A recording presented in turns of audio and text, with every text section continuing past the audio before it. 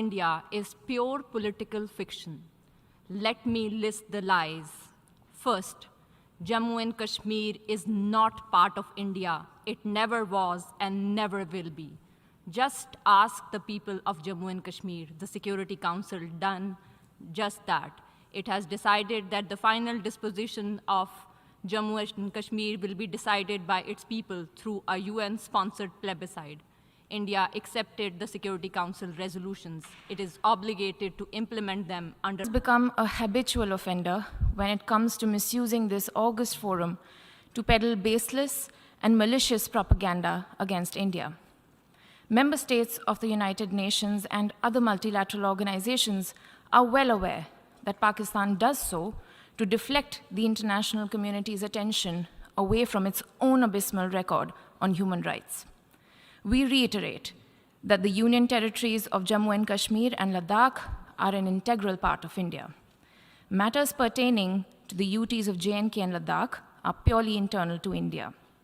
Pakistan has no locus standi to comment on our domestic matters. As a country with one of the world's worst human rights records, particularly when it comes to minority and women's rights, Pakistan would do well to put its own house in order before venturing to point a finger at the world's largest democracy. A glaring example of the systemic violence against minorities in Pakistan was the large-scale brutality perpetrated against the minority Christian community in Jaranwala in Pakistan's Faisalabad district in August 2023, where a total of 19 churches were gutted and 89 Christian houses were burnt down. Similar treatment has been meted out to the Ahmadiyas, whose places of worship have been demolished. The condition of women belonging to minority communities in Pakistan, notably Hindus, Sikhs, and Christians, remains deplorable. According to a recent report published by Pakistan's own Human Rights Commission, an estimated 1,000 women from minority communities are subjected to abduction and forced conversion and marriage in Pakistan every year.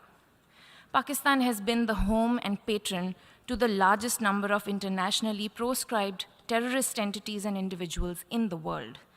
Instead of engaging in technical sophistry, we call upon Pakistan to take credible and verifiable action against the perpetrators of the Mumbai terror attacks, whose victims await justice even after 15 years. In order for there to be peace in South Asia, the actions that Pakistan needs to take are threefold.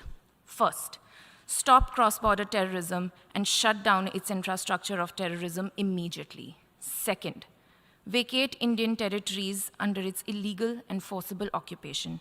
And third, stop the grave and persistent human rights violations against the minorities in Pakistan. I thank you, Mr. President.